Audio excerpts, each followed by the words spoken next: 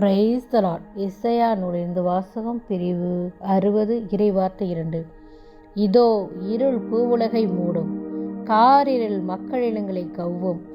ஆண்டவரோ உன்மீது எழுந்தருள்வார், அவரது மாட்சி உன்மீது தோன்றும். இரக்கமே உருவான எங்கள் அன்பின் பரலோக தகப்பனே, நேற்றும் என்றும் என்றும் மாறாதவரே, இந்த உலகம் முடிந்தாலும் நீர் எப்பொழுதும் மாறாத தேவன் என்று நாங்கள் இந்த ஒரு நாளில் கூட உணர்ந்து உம்மை பாதம் அமர்ந்து செபிக்கிறோம் ஆண்டவரே. தகப்பனே, இன்று கொடுத்த வார்த்தைக்காக கூட உமக்கு நன்றி செலுத்துகிறப்பா. இதோ இருள் பூவுலகை மூடும் என்று சொல்லியிருக்கிறேன். பிரியமான சகோதர சகோதரிகளே, இந்த வார்த்தையிலிருந்து நீங்கள் ஆண்டவரை ஆழமாய் புரிந்து கொள்ள முடியும். இருள் பூவுலகை மூடும்போது, காரிருள் மக்களினை கவ்வும்போதப்ப, இந்த உலகமே இருண்ட சூழ்நிலையில இருக்கும்போது ஆண்டவரோ உன்மீது எழுந்துருவார். அப்ப பாருங்க, ஆண்டவருடைய ஆவி நம்ம இடத்துல வரும்போது நம்ம இந்த உலகத்திற்கு ஒளி கொடுக்கிற பிள்ளைகளா இருப்போம். அவருடைய மாட்சி உன்மீது தோன்றுமா. அப்ப நம்மளுக்குள்ள ஆண்டவர் வந்து நாம் பிரகாசமாய், சூரியனை விட 1000 மடங்கு பிரகாசமாய் நாம் ஒளி எடுக்க ஆண்டவர் நம்மீது தோன்றுவார்.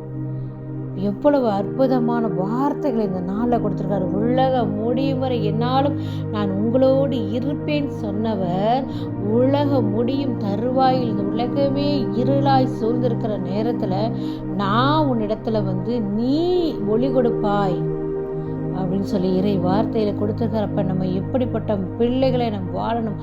ஆண்டவர் மீது முழு நம்பிக்கை கொண்ட பிள்ளைகளாய் நம்ம வாழணும். நம்ம எப்படி இருக்கணும்? நம்ம ஆண்டவருடைய கண்களை ஒவ்வொரு நாளும் உற்று நோக்கணும். ஆண்டவருடைய இதயத்துல நம்ம குடியிருக்க முயற்சி பண்ணணும். நாமும் ஆண்டவரும் ஒன்றாய் இருக்கும்போது மட்டும்தான் இதெல்லாம் நடக்கும். அப்ப நம்மளுடைய வாழ்க்கையை பார்த்து எல்லோரும் மகிழ்ச்சி அடைவார்களாம், அக மகிழ்ச்சியோடு இருப்பாங்களாம் பார்த்து. அப்ப பாருங்க, பிற இன மக்கள் எல்லாம் நம்மளை நோக்கி வருவார்களாம், நம்மகிட்ட ஒளி பெறுறதுக்காக. நம்ம பிள்ளைகள், நம்ம குடும்பங்கள் எல்லாமே நம்மை நோக்கி ஓடி ஓடி வருவார்களாம். அப்படி ஒரு ஆசீர்வாதத்தை ஆண்டவர் நமக்கு தர இருக்கார். சோதனைகள் வரும்போது நம் ஆண்டவரை தேடுகிறோம். கடவுளே கடவுளே என்று நாம் தேடுகிறோம்.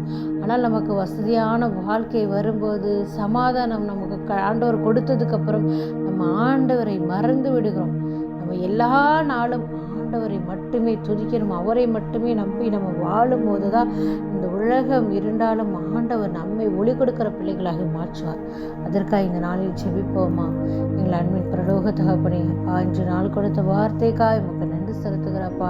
நீரே எங்கள் தேவன் என்று நாங்கள் நாளில் கூட உணர்கிறப்பா. நீதியின் தேவனப்பா, நீதி தவறாத நீதிபதி நீர் மட்டும்தான் தகப்பனே.